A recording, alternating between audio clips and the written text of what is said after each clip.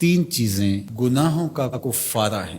فَإِسْبَاغُ الْوُضُوءِ فِي الصَّبَرَاتِ، جھاڑے میں ٹھنڈے موسم میں پورا وضو کرنا ہے، مکمل اہتمام کے ساتھ وضو کرنا موسم سرما میں، یہ گناہوں کو مٹا ڈالتا ہے۔ اور دوسری چیز ارشاد فرمائی وَإِنْتِظَارُ الصَّلَاةِ بَعْدَ الصَّلَاةِ، ایک نماز کے بعد دوسری نماز کا انتظار کرنے بیٹھ جانا، کہ عصر پڑھ لی اب مغرب پڑھ کے جائیں گے، مغرب پڑھی اب عشاء پڑھ کے جائیں گے، تو ایک نماز کے بعد دوسری نماز کا انتظار۔ حضرت عبداللہ ابن عباس رضی اللہ تعالیٰ عنہ فرماتے ہیں کہ حضور فرماتے ہیں کہ میں نے اپنے رب کی زیارت کی۔ حضرت عبداللہ ابن عباس فرماتے ہیں کہ میرا گمان ہے کہ یہ حضور کسی خواب کی کہانی سنا رہے ہیں۔ تو ارشاد فرمایا کہ جب میں نے اپنے رب کی زیارت کی تو میرے رب نے مجھے کہا کہ یہ فرشتے جو ملائے اعلیٰ میں بحث کر رہے ہیں، یہ کس امر میں گفتگو کر رہے ہیں؟ فرشتے کسی معاملے میں تکرار کر رہے تھے، تو ان کی گفتگو کس عنوان سے ہے؟ تو میں نے کہا کہ مالک تو بہتر جانتا ہے، مجھے معلوم نہیں ہے۔ تو اللہ نے اپنا دست قدرت میرے دو کندھوں کے درمیان رکھا اور اس کی ٹھنڈک میں نے سینے میں محسوس کی۔ فَتَجَلَّ لِي كُلُّ شَيْءٍ وَعَرَفْتُ، ہر شے میرے سامنے روشن ہو گئی اور میں نے ہر شے کو دیکھ بھی لیا اور پہچان بھی لیا۔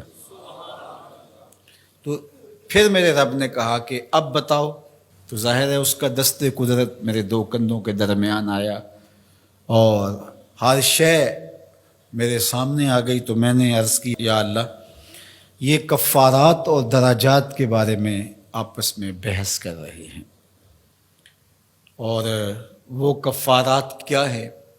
المکث فی المساجد بعد الصلاۃ، نماز کے بعد مسجدوں میں رک جانا کہ دوسری نماز پڑھ کے جائیں گے۔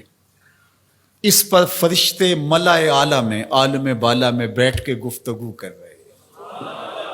اللہ اکبر، یہ کتنا بڑا عمل ہے کہ جس پر فرشتے کہہ رہے ہیں بلے بلے، کیسے وہ لوگ ہیں جو ایک نماز کے بعد دوسری نماز کے لیے رک جاتے ہیں۔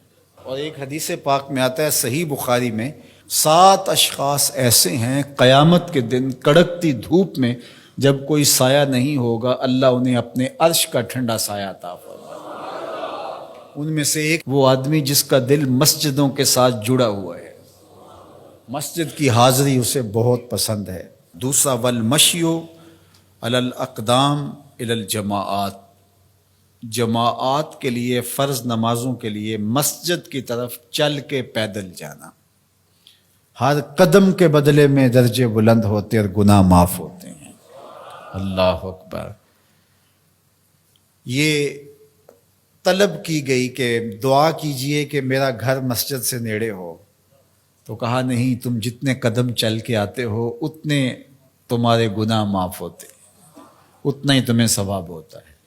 تو یہ چل کر کے آنا گناہوں کا کفارہ ہے۔ تیسری چیز ارشاد فرمائی کہ وَإِسْبَاغُ الْوُضُوءِ فِي الْمَكَارِهِ، مشکل صورتحال میں وضو پورا کرنا، اور وہ سردیوں کے اندر مشکل ہوتا ہے کہ پانی بہت ٹھنڈا ہے، تو اس وقت بندہ کہتا ہے چلو ایک دفعہ بھی گزر ہو جائے گی، اگر ایک دفعہ بھی چہرہ دھو لیں گے وضو تو ہو جائے گا، لیکن سنت طریقے سے 3 بار ہی دھونا، اور 3 بار ہی جو ہے وہ پاؤں دھونے، اور 3 بار ہی باقی اعضاء دھونے، تو یہ مشکل ہوگا وضو میں ٹھنڈے پانی سے۔ تو بہرحال مشکل میں وضو جو بندہ کرتا ہے تو اللہ کے لیے کر رہا ہوتا ہے۔ اللہ اکبر۔